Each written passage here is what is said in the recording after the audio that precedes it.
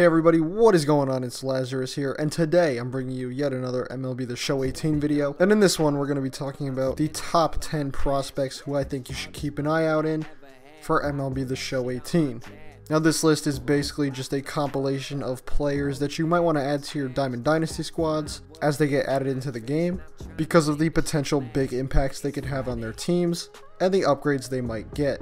Now it isn't in any particular order from best to least or anything like that, it's more of just a compilation in general. Without further ado, let's get right into the prospects. The first prospect we're going to have on our list is Yankees infielder Gleyber Torres. Now Torres is actually the Yankees' top prospect and the number 2 overall prospect in all of baseball, and while he may have been mentioned in a couple trade rumors, it's pretty much certain that he is not going anywhere. Now he could have a potentially huge impact on the Yankees season as they have openings at second and third base, and both of which he can easily fill. He might end up starting the season on the opening day roster, and if not, the Yankees could just call him up at the end of the month for service time reasons. Now, scouts have compared him to a lot of infielders, and 2 of the more prominent ones which I could find were Carlos Correa and Javier Baez, and I'm not sure how that works because those guys are 2 wildly different players, but that should give you a slight idea of what you might be getting with this guy. The next guy on our list is Vladimir Guerrero Jr., and he is the Blue Jays' top prospect and overall the number 4 top prospect in the league. Now he does play third base, and I think there is a very interesting way how he can get called up to the Jays and have an impact on their team, and that would involve Josh Donaldson being traded. Now the Blue Jays aren't looking quite as good as they were a few years ago. They've gotten older. It might be safe to say their window has closed a little bit, or it's barely open. And since Donaldson is a free agent at the end of the year, he can definitely be moved at the deadline. To where? Nobody knows. But if he does, I would not be surprised to see this kid get a chance, as he has been killing it in the minor leagues.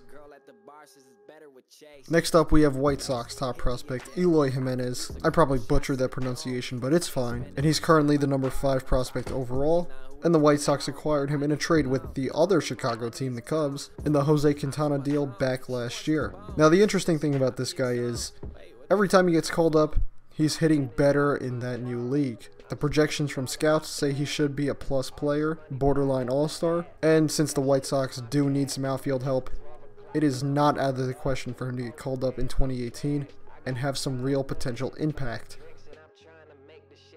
Next up, we have Braves top prospect Ronald Acuna, who has another name that I probably absolutely butchered. Now he's the 6th overall prospect in the entire league, number 1 on the Braves obviously, and since they have a pretty stacked farm system, this must mean he's a big deal. Now according to most Braves fans I've talked to, he's supposed to be the next best thing since sliced bread, and he's only 20 years old. In 54 AAA games, he slashed .344, .393, and .548, which is pretty darn good. And according to his projections, he's supposed to be a plus player, basically all-star level. And at this point in the Braves rebuild, they might just say screw it and bring him up anyway and see what happens. Our next prospect is another White Sox, and it is Michael Kopech. God, what is up with these prospects and having really weird names to pronounce? Regardless, he's the White Sox number 2 prospect right behind Jimenez and number 10 overall. The White Sox brought him over in the Chris Sale trade with Boston, and if you've never heard of this guy, he's basically known as the pitcher who can throw over 100 consistently, but can't locate at all. In his scouting grades, his grade for his fastball is actually an 80, which is the highest he can get, and that basically never gets given out lightly, so you know he can definitely throw gas. Now he does project to be a solid starting pitcher, but since he does have some location issues, a lot of people think he might actually end up being a very good reliever instead. I guess having someone that can constantly throw over 100 out of your bullpen wouldn't be that much of a bad thing.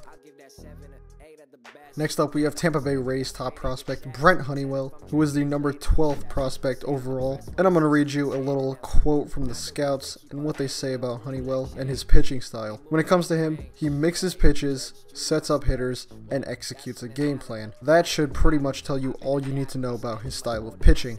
He's not going to blow you away with a 96-mile-per-hour fastball, but he still has good enough stuff to get the hitters off balance and induce soft contact. Now according to the projections, he does look to be at least a solid starting pitcher, probably a little above average.